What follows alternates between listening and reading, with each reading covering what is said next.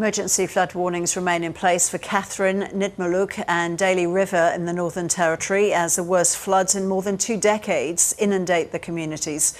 Major flooding is expected to continue throughout the day in Katherine after floodwaters peaked near 19.2 metres overnight. The deluge has seen hundreds of residents and the Katherine Hospital evacuated, with homes and buildings surrounded by water and inundated on the ground floor. Look, we are currently seeing major flooding across multiple catchments. That includes the Daly River catchment, Katherine River catchment, with moderate flooding for the Waterhouse River catchment. So the impacts of the flooding are really still in the thick of it, I guess you'd say, as those flood levels are still above the major flood level at a number of locations.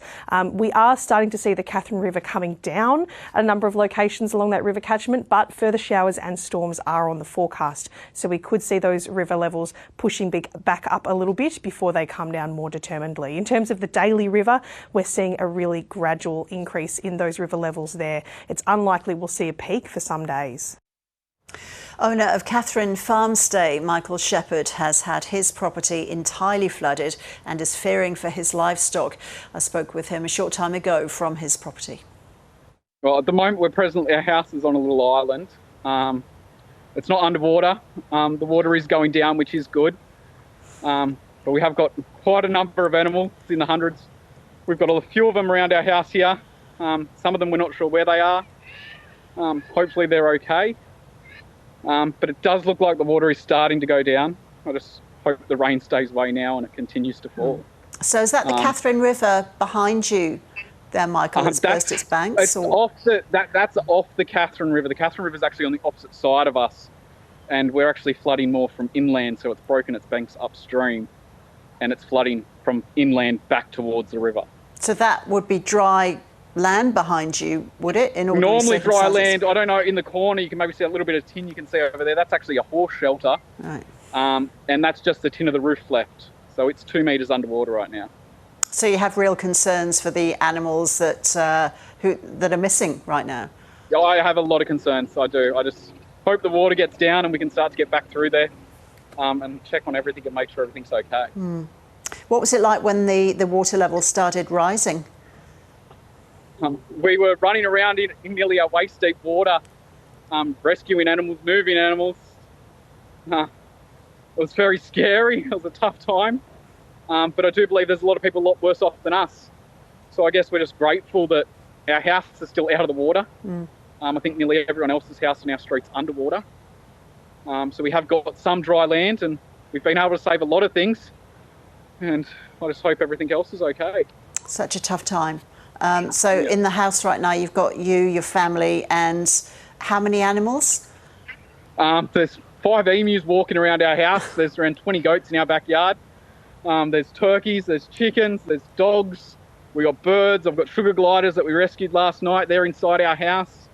We've got a little crocodile out of a pen that's inside our house because that pen's no longer there.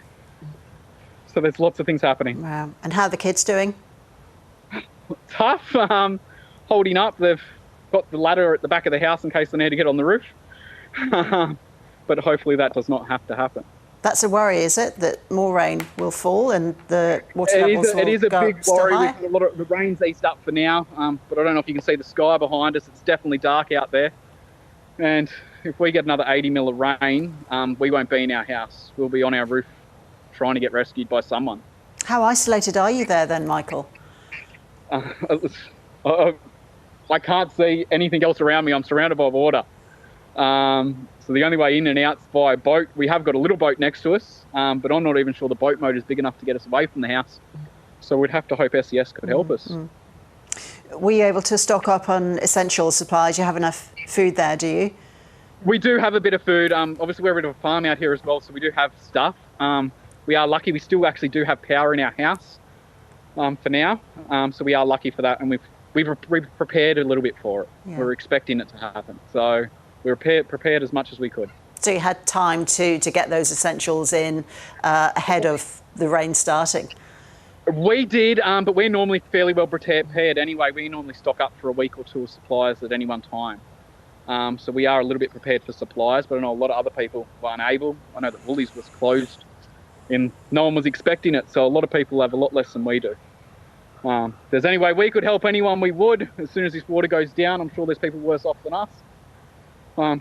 Make sure our animals are okay, and then make sure everyone else is. And if anyone needs help, we're definitely there to help them. The community, I'm sure, will come together and everyone will help everyone that needs it.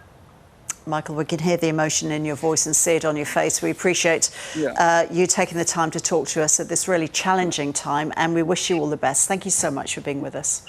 No worries. Thank you, Da.